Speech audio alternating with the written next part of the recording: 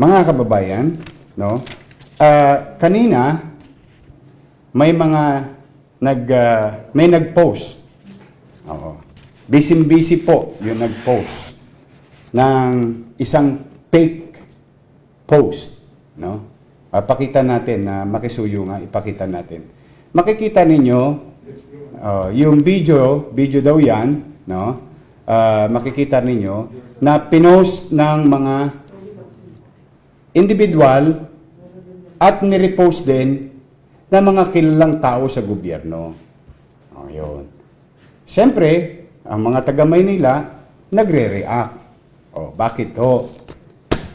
Dahil kung taga-Binondo ka, dahil kung taga-Tondo ka, alam mo na kagad na fake news. No? Alam mo na kagad na yung video, no, yung bidyong pinost. Hindi ko alam kung ano po ang dahilan, ha? Yung bidyong pinost ay lumang video.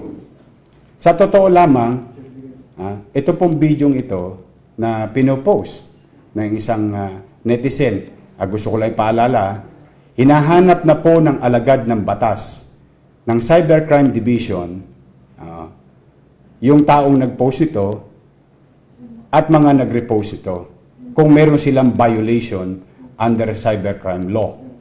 No? Hinahanap na po ngayon at medyo may natuntun ho kaming isa. Malayo-layo po. Bandang southern part of the Philippines. Hindi ko po alam anong dahilan. Bakit ang isang taga-southern part of the Philippines magpo-post ng video sa Maynila na hindi naman siya taga-Maynila? I don't know. Hindi ko alam kung sino man yan. Pero iniimbestigahan na po ng cybercrime kasi isa siya sa mga source, no, na nag-post. At siyempre, hindi mo naman masisisi ang pag-aalala na mga mabibigat na bahagi ng pamahalaan. Mag-aalala sila. No? Matataranta ang taong bayan. Kasi lahat nagsasakripisyo, tayong lahat nagsasakripisyo, tapos papayagan ba ng lungsod itong ganitong sitwasyon sa Divisoria. No? Ngayon, mabuti na lamang, marami ring netizen na katulad ninyo. Marami. Ang nag-post ng picture din na hindi totoo yung sitwasyon. Na yung video ay lumang video na in-upload. At kung titingnan ninyo, maski yung dalawang malalaking tao sa gobyerno, ay nakita nila na they're using the same post with the different dates as they claim. Pero ito po ang kabutihan dyan. May buti pong dinudulot yan. Alam nyo, isa ng mga pagsubok sa buhay, Jet, may pagsubok sa buhay, meron din buting dinudulot. Bakit to? Lumalabas tuloy ang totoo. Bakit to? Nagalit to mga taga-Maynila. Yung mga taong tunay nakakakita ng sitwasyon sa Divisoria. Okay? Nag-repost sila na hindi totoo. At hinihikayat ko yung mga taga-Binondo. Hinihikayat ko yung mga taga-Binondo. Hinihikayat ko yung mga taga-Tondo sa area na yun. Kayo po ang mag-post kung masama po ang sitwasyon sa Divisoria. Pero, humingi na po ng pasensya.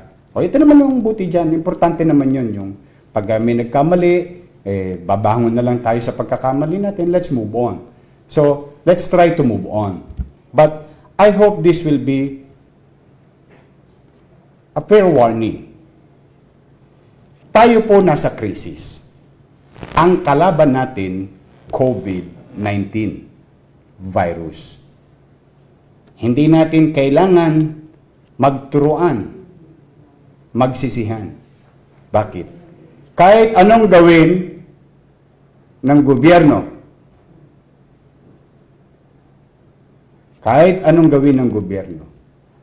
national government, kahit anong gawin ng lokal na pamahalaan ng lungsod ng Maynila, walang sapat na solusyon sa sitwasyon natin ngayon sapagkat walang masusing pag-aaral na nagawa para labanan ang isang pandemic sa panahon natin. No, ibig sabihin tayo, nagtatapatal lang tayo kahit si President Duterte o si Mayor Isko, hindi na matulog araw-araw. Kahit ang mga kabinete at ang mga department of heads ng lokal na kahit hindi na po matulog araw-araw. Hindi sasapat ang aming tulong. Kasi nasolusyonan ng isa, another problem will arise. And another problem will arise. And so on and so forth. Kasi po, kagulag-gulantang ang pandemic na ito. Ngayon, ako na po mismo nagpapatunay sa inyo. Total, meron naman kayong internet. Siyasatin ninyo ang Estados Unidos. Pinakamakapangyarihang bansa sa mundo. Ayun, dapat 200,000. Japan, Singapore, China, Hong Kong, lahat ng mga kapitbahay nating mayayaman sa rehiyon. Dapat. Europa. Dapat. Huwag natin sasabihin na alam dapat ni President Duterte, alam dapat ni Mayor Isko ang lahat ng solusyon o ng mga pinuno sa gobyerno. Ay hindi po, wala po makapagsasabi ng tamang solusyon. Wala po. Pero, ang tanong, meron bang ginagawa ang gobyerno? Yan dapat natin ang tanungin. Ang sagot ko naman, ako po naniniwala dahil marami na pong aksyon, hindi po salita. Marami na pong aksyon ang national government through President Duterte na naitulong sa Maynila. Marami na pong senador ang tumulong sa Maynila. Marami na pong congressman ang tumulong sa Maynila. Marami na pong mga gabinete tumulong sa Maynila. Marami ng mga kumpanya tumulong sa Maynila. Pribadong kumpanya tumulong sa Maynila. Mga tao sa Maynila, ordinaryong tao, tumulong sa Maynila. Barangay official, nag-donate, tumulong sa Maynila. Individual, tumulong sa Maynila. So ano pong ibig sabihin, mga kababayan? Nagtutulong-tulungan ng lahat. Pero may mga ilang individual pa rin, no? Na siguro hindi nakaka-move on sa Stay mo nga yung picture na yan. Ipaliliwanag ko yan. Yan ang maganda. Yan yung totoo kagabi. Pero pa rin mga individual na hindi nakaka-move on sa kanilang mga politika. Kaya po, mga kaibigan, lumalabas ngayon, dalawa po ang virus na kumakalat sa bansa. Unang virus, COVID-19 virus. Talaga pong totoo, nakakandamata yan tao. Nagkakasakit mga doktor natin. Nangamatay na ho mga doktor natin. Totoo yung COVID-19. Yun. Meron pa ho isang virus na kumakalat. Ang bagong tatag na virus sa panahon na ito, ang tawag ko ay polyvirus. Tandaan niyo po may kumakalat na virus. Polyvirus. Ano po yun? Political virus. Ayan po ang nangyayari ngayon. Pero, pagka ganun man, tayo mga taga Maynila, mga taga Binondo, mga taga Tondo, kayo ang pinakamalapit dyan, magsalita kayo. Patunayan natin sa kanila na hindi totoo yung mga ginagawa ng mga ilang individual na ang tanging hanap buhay ngayon ay work at home. Kasi may ilang individual, totoong work at home. Nagtatrabaho sila para sa mga tunay na kumpanya at industriya. Meron pa isang division ng work at home ngayon. Yung walang magawa, pipindot lang sa internet, bayad na. Yun yung work at home na nangyayari. Wala silang magawa sa buhay. Basta sila, kumain lang, di baling sirain nila ang gobyerno, di baling sirain nila ang utak ninyo para kayo tumaas lalo ang stress ninyo, para kayo lalo maging anxious, para lalo kayo mangamba, para lalo kayong mag-alimpuyo. So sa pangangamba ninyo, sa alimpuyo ninyo, sa inis ninyo, sa takot ninyo, doon kumikita yung ilang individual. Yun ang pinakakain nila sa kanilang bituka at sa bituka ng kanilang pamilya. Ang sirain ang gobyerno, mga tao sa gobyerno, pataasin ang stress level ng tao. Dahil ngayon, ang kailangan ng tao na dapat naririnig sa gobyerno, una, hope. Ang kailangan nakikita ng tao ngayon ay pag-asa. Pangalawa, higit sa lahat, dapat nararamdaman ng tao ngayon, gobyerno, aksyon ng gobyerno. Yun ang dapat maramdaman ng tao. Ngayon, mga kababayan, di ba? So, para kumita lang sila, yung mga ilang individual na work at home, pindot sa internet, sirain ang utak, kaisipan, damdamin ng tao. Pabagsakin ang inyong pag-asa na tayo, mga nagkakaisa, na labanan ang COVID-19. Pero, sabi nga, ang katotohanan ay hindi may kukubli.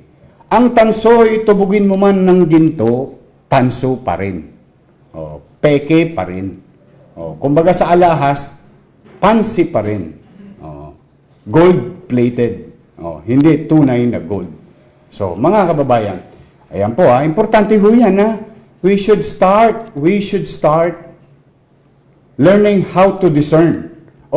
Maging mapanuri tayo. Kasi po, may mga batas na po ngayon na umiiral. At sa tingin ko po, mga kababayan, mahigpit po ang gobyerno ngayon na bantayan ang mga nagpapakalat ng fake news. Kasi hindi po siya nakakatulong. At yan din mga individual na yan na nagpapakalat ng fake news, ayan din yung mga individual na wala pang naitulong sa inyo. Wala pang naitulong sa kapwa nila, wala pang naitulong sa bansa, at hindi bahagi ng solusyon ng ating krisis na kinakaharap. Hindi po nila nararamdaman, mga kababayan, yung hinagpis ninyo, yung pagkayamot ninyo, yung pagkabugnot ninyo, yung paghihirap ninyo na gusto nyo nang maging normal ang buhay natin. Hindi nila alam yun. Ang alam nila, sila ay susweldo sa mga amo nilang politiko. Para kumita lamang at mapalaganap na mapaangat yung mga politikong natalo na sa halalan. O mga politikong may interes sa ibang posisyon. Para sa kasikatan ng iba, mga apak ng iba. Kaya ako ang lagi kong panawagan, kung maalala ninyo, pinanawagan ko, presidente, vice president, kabinete, senador, congressman, kaming mga mayor, gobernador. Ano sabi ko? Mga barangay official, ano sabi ko? Magkaisa na tayo. Di ba yun ang panawagan ko? Kaya ko yan paulit-ulit na panawagan sa aming mga taong gobyerno. Dala ng tao ay umaasa sa gobyerno. Umaasa na siya ay makapagbibigay ng ayuda, mga pamamaraan o solusyon na maaari makakagaan sa hinagpis ng taong bayan. Yan ang trabaho ng gobyerno. Kaya yan ang pakiusap ko. Itabi ang kulay ng politika. Pero still, meron pa rin. Okay. So, hopefully mga kababayan, naliwanagan kayo. Pero, magre-real talk tayo. Magre-real talk tayo. Kasi kawawa naman yung mga taga Maynila. Baka hindi alam ng Metro Manila o ng buong Luzon. Kasi yung isang congressman, taga Luzon po yun. No? Para lang malaman ninyo. Baka lang nakakaligtaan nyo na. Doon sa mga, kasi sabi daw, ito daw, galing sa post. Yung pakita mo yung post. Ang nag-post daw, galing sa isang grupo ng reputable, reputable businessmen. Ha? O, sige. Sabi nila, ang claim, sige, hanapin nyo muna kaysa nagtatalo-talo sa likod. Sige, pakita nyo muna. Ang sabi nila, ito daw ay galing sa isang reputable group of businessmen. Okay, reputable yan ang ginamit na word. Doon sa grupo ng reputable businessmen, dapat kayo magpasalamat sa aming mga taga-Maynila. Bakit po? Ako po, derechahan. I am now speaking on behalf of the people of Manila. Dapat kayo magpasalamat sa amin. Bakit po? Businessmen, kaming mga taga-Maynila, inaakap namin ng sakripisyo. Ang Divisoria ay ang tanging area na exempted sa curfew. Bakit po? Ba't nyo in-exempt yung Divisoria sa curfew? Mayor, bakit naman ganun? Kasi mga kababayan ko taga-lungsod, naaawa ho ako sa mga taga-Metro Manila. Anong ibig sabihin nun, Mayor? Ba't kayo naaawa sa Metro Manila? Mayor lang kayo ng Maynila. Opo, dapat tayong maawa. Dapat tayong makiisa sa mga kapitbahay natin sa Metro Manila. Kasi tungkol to galing daw to sa reputable business group paliwanag natin sa kanila, baka lang nakakalimutan nila yung sakripisyong dinadama ng Maynila para lang mabigyan ng gulay ang mga palengke ng Metro Manila para mapadalhan ng mga manok, karne ang Metro Manila para mapadala ng toyo, paminta, sibuyas, kalamansi, munggo, yan pong lahat, ultimong mani, lahat ng prutas na halos nakikita ninyo na orange, apple, ubas, lycheas, mga mangga, itlog, kami po sa amin galing yan. Tanong, Mayor, hindi naman kayo ang nagpo-produce niyan Opo. Kasi yan ang tulong namin para patuloy na umagos, dumaloy ang pagkain sa Maynila, sa kani-kaniyang pamilyang bayan, at patuloy na umagos at dumaloy ang mga pangunahing bilihin ng tao sa Metro Manila at Greater Manila. Pinayagan namin, inayudahan namin, sinangyayunan namin ang polisiya ng gobyerno na patuloy pa rin bukas ang mga pamilyang pagkain na galing sa mga magsasaka natin, magpo-poultry, magkakarne. Sa Northern Luzon, mga mag-iitlog sa Batangas, mag-iitlog sa Laguna, magmamanok sa Laguna at Batangas, mag-iitlog, magmamanok sa Bulacan, magbibigas. Lahat halos ng bigas ninyo ay dito rin dinadala sa Maynila. Sa Dagupan, dinadala sa Binondo, dinadala sa Velasquez Tondo sa may ibaba ng Infanta Bridge. Lahat ng bigas halos sa Isabela. Lahat po yan pinayagan namin na makapasok sa Maynila. Bagamat kaming mga taga-Maynila ay maaaring ma-expose sa COVID-19 dahil patuloy na pumapasok ang mga tao ritong hindi namang taga-lungsod ng Maynila. Dahil ang wholesaler ng itlog at manok bibili sa Blumentritt, dadali sa inyong mga palengke. Ganyan po naging mabait sa inyo ang mga taga-Maynila. Baka lang nakakaligtaan nyo uulitin ko, mani sa amin ang wholesale. Paminta sa amin din yan. Itlog, manok, karne, gulay ng buong Benguet. At yan habang kayo kumakain. Pati kamatayan ninyo, sa amin din galing. Dahil bibili kayo ng bulaklak. Sa Maynila rin yung babagsak. Yung mga bulaklak na nasa Baguio, Benguet. Sa Dangwa yan binabagsak para ipamahagi rin at ma-enjoy ninyo ang mga bulaklak.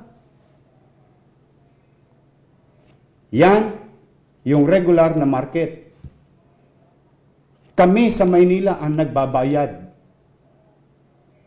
ng sakripisyo. Pero wala kayong narinig sa amin. Wala kayong narinig sa amin.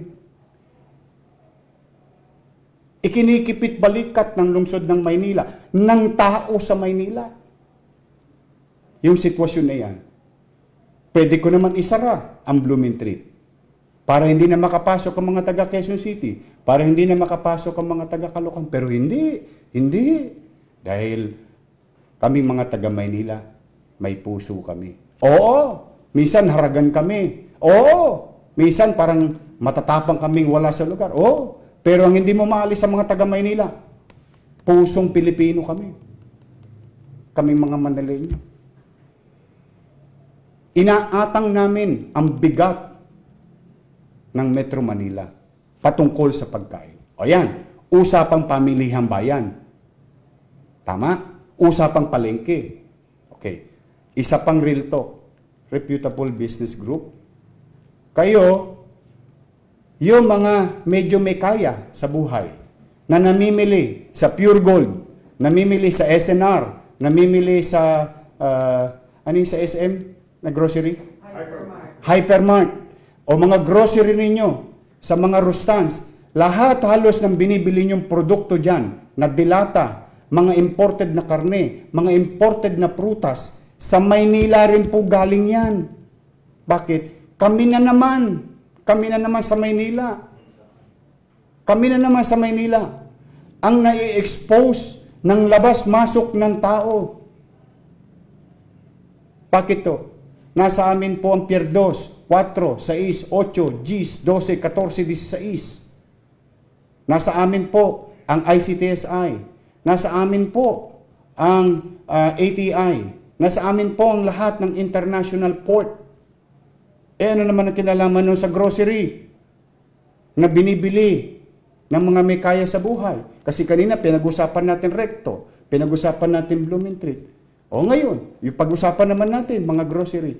Lahat ng binibili nyong grocery dyan, higit sa lahat, maraming item dyan sa Maynila galing. Bakit po? Galing sa pier namin. Pero hindi. Hindi rin namin sinara ang pier. Bakit? Piniiralan namin, puso na naman ng mga taga Maynila. Para patuloy na umagos ang mga pangunahing pagkain, pangangailangan ng taong bayan. Sa mahirap, sa middle class, sa mayaman. O bakit ko yan sinasabi sa inyo? Baka lang nakakaligtaan po noong mga polyvirus. O, yung polyvirus, mga political virus. No? Baka lang nakakaligtaan ninyo. Pag sinara ko ang Maynila, maleleche kayo lahat. And you don't dare me. I will utilize Section 16 of the Local Government Code in these trying times. Kaya ang dapat namin marinig sa inyo na mga nakikinabang sa Maynila patungkol sa negosyo, ipagpasalamat ninyo, huwag sa akin, sa mga taga Maynila. Kasi kami ang bumubuhat at umaatang ng patuloy na maibsan ang pangangailangan sa pangunahing bilihin ninyo sa buong Metro Manila. Tandaan ninyo, may isa pang isinara na bagsakan ng gulay sa isang syudad. Saan pupunta yun? Sa Maynila na naman. O ito kami sa Maynila. Akap dito, akap doon. Bakit? Ang pinaiiral namin, hindi parokyal. Hindi kami-kami lang. Tapos kayo-kayo lang. Kundi ang pinaiiral namin sa Maynila, tayo-tayo. Dahil pag ang Maynila pumalpak, hawa-hawa din kayo sa Metro Manila. Pag ang isa pang syudad sa Metro Manila pumalpak, hawa-hawa rin tayo sa buong Metro Manila. Kaya hindi nyo ba naiintindihan ng aking panawagan? Magkaisa?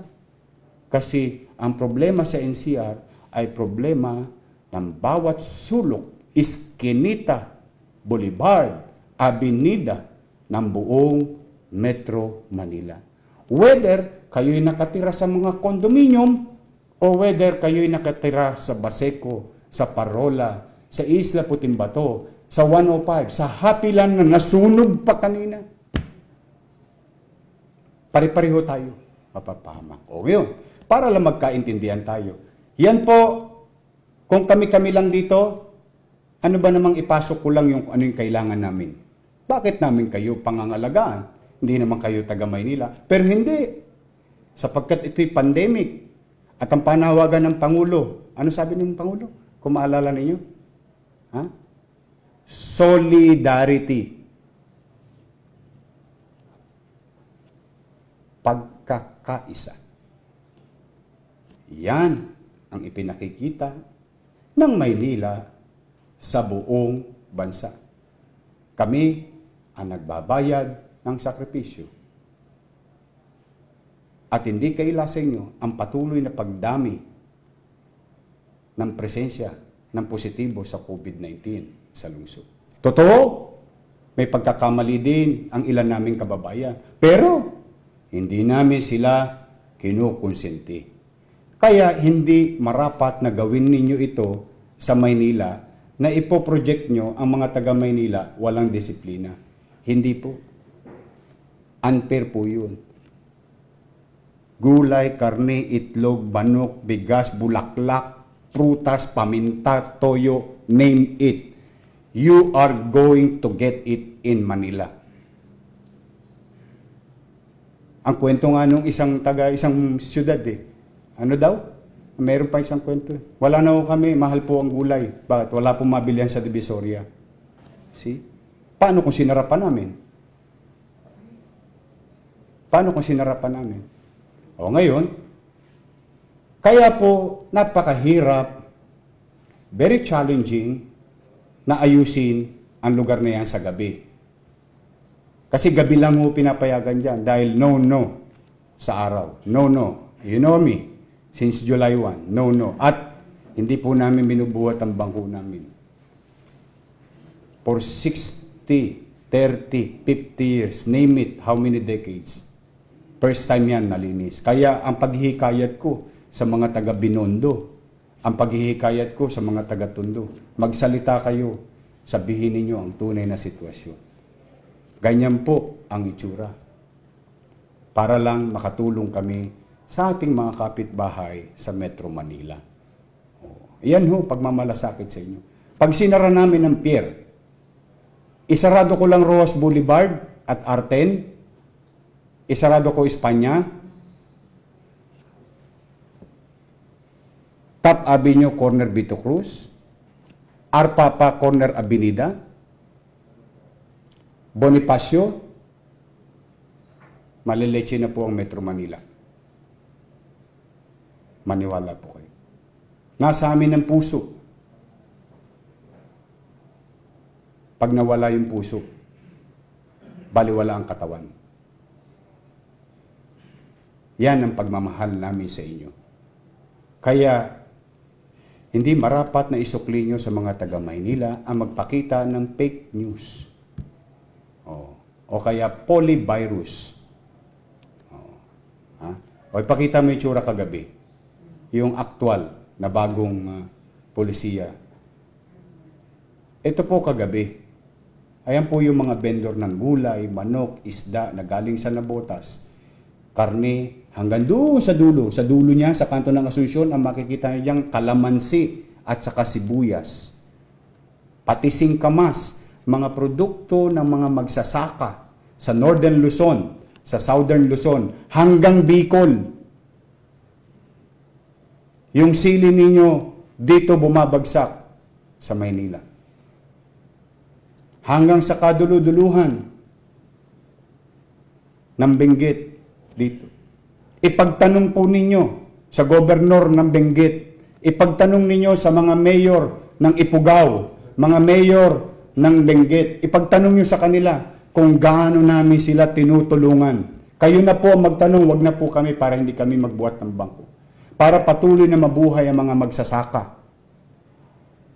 Yan po ang ginagawa ng Maynila. Ayan po. Maraming tao, ano? Naku, Diyos ko, ipagtanong nyo sa mga taga-Tondo, sa mga Binondo. Mas masama pa ho dyan on a regular day. Kasi talagang nandito ang bulto.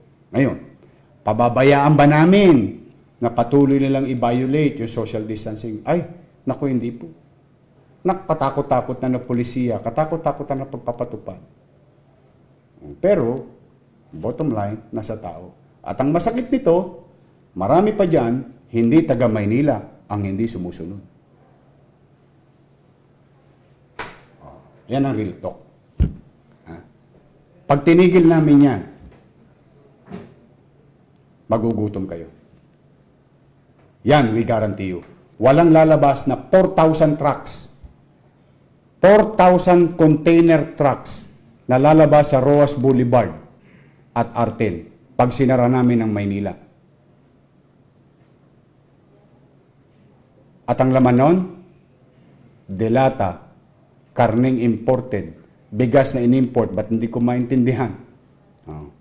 Mga sibuyas ding inimport. Mga pagkain. Pag sinara namin yan, wala kayong visa ang pera ninyo. Pero hindi namin gagawin yan. Pumanatag kayo, mga taga Metro Manila. Pumanatag kayo, kami mga taga Maynila. Pipilitin namin pasanin ng daigdig para sa inyo. A simple thank you for every Manileño will do. Kasi kami ang nagsasakripisyo. Isang pamamaraan ng pagsunod ng mga taga Maynila sa polisiya at panawagan ng Pangulo ng Bansa. Solidarity ang panawagan ng Pangulo. Solidarity. Pagkakaisa. Yan, mga kababayan. Real talk lang tayo. Baka lang nakaligtaan lang ng mga may polyvirus or what we call political virus. No? Kasi po nakaligtas sila sa ngayon sa coronavirus. Kaya nagkaroon naman sila ng ibang virus. Political virus. O kayong mga negosyante, mag-real talk din kayo. Ngayon kayo lumabas, kung totoo bang hindi kayo tinutulungan ng Maynila. Mga agricultural group sa Northern Luzon, sa Southern Luzon, mga meat association sa Northern Luzon, kung hindi kayo nakikinabang habang hinuhuli namin yung mga illegal meat na imported na pumapasok sa Maynila, ngayon ko kayo hinikaya at magsalita kung hindi kayo tinutulungan ng Maynila at hindi kayo nakikinabang sa Maynila. Mga mangingitlog sa Batangas, Laguna, Cavite, mga mangingitlog sa Bulacan, sa Pampanga, sa Tarlac, na dinadala nyo mga itlog ninyo dito. Mga magmamanok sa mga probinsya na banggit ko, ngayon kayo magsalita. Ipakita ninyo sa kanila ang tunay na sitwasyon kung kayo hindi tinutulungan ng Maynila na makapasok sa aming lungsod.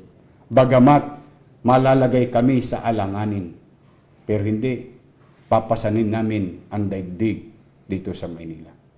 At wala kayong narinig. Wala kayong narinig na reklamo sa amin.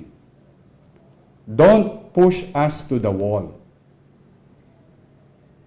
You have to realize the importance of this industry to continue to exist in these trying times.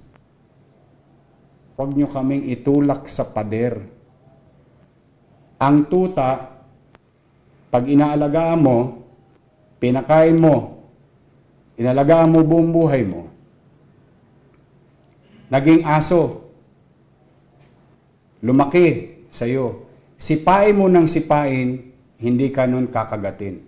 Pero pag ang aso na corner na, kahit amo ka pa niya, mangangagat yun.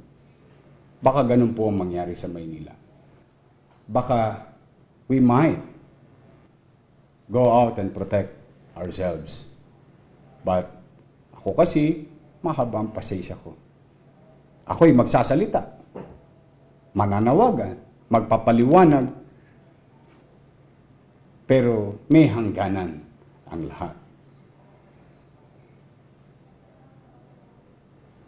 Sabi nga ni FPJ, pagpuno ng salot. Okay? Kaya, ako ngayon nananawagan sa mga industriyang patuloy na nakikinabang habang may krisis. Kayo ngayon ang magsalita. Tulungan ninyo at pasalamatan nyo man lamang ang mga taga-Maynila. Kung totoo ba itong kinukwento namin. Ngayon, punta tayo sa totoong issue. Meron bang mga ilang lugar na hindi sumusunod? Opo, sa Maynila. Anong ginagawa ng gobyerno? Kaliwat kanan ng kaso. Kaliwat kanan ng pagpapatupad, ng pagpapaayos, pagsasaayos. Tanong, perpekto ba ang gobyerno? Ay, hindi po. Sapat na ba yung ginagawa mo, Mayor Isko at ng syudad? Ay, hindi pa rin po. Kulang pa rin mo. Eh, may ginagawa ba kayo? Ay, opo. Sa maliit naming kaparaanan. Maynila na po ang humusga sa amin bilang pamahalaang lungsod. So, mga kababayan, so yan po, mag-iingat lang tayo sa pagpo-post. Kasi, kung wala rin man tayo na itutulong sa sitwasyon, ito yung, alam mo yung kasabihan ng mga matatanda, kung wala ka rin naman mabuting sasabihin, huwag ka na magsalita. Kasi hindi ka na nakakatulong, nakakapamerwisyo ka pa. Ito po yung kasabihan na yun, ng mga aral na itinuro sa atin ng mga tatay, nanay, lolo't lola natin. Okay? I hope nagkaintindihan tayo mga kababayan. Ano? Kailangan ko po kayong ipaglaban. Pasensya na po kayo mga taga-Maynila. Kailangan ko ipaalala sa kanila na dahil sa inyo, dahil sa atin, sa pagmamalasakit natin bilang pagpapatunay ng isang mabuting kapitbahay at bahagi ng bansang ito. So, yan po, mga kababayan. Tapos na po tayo dyan.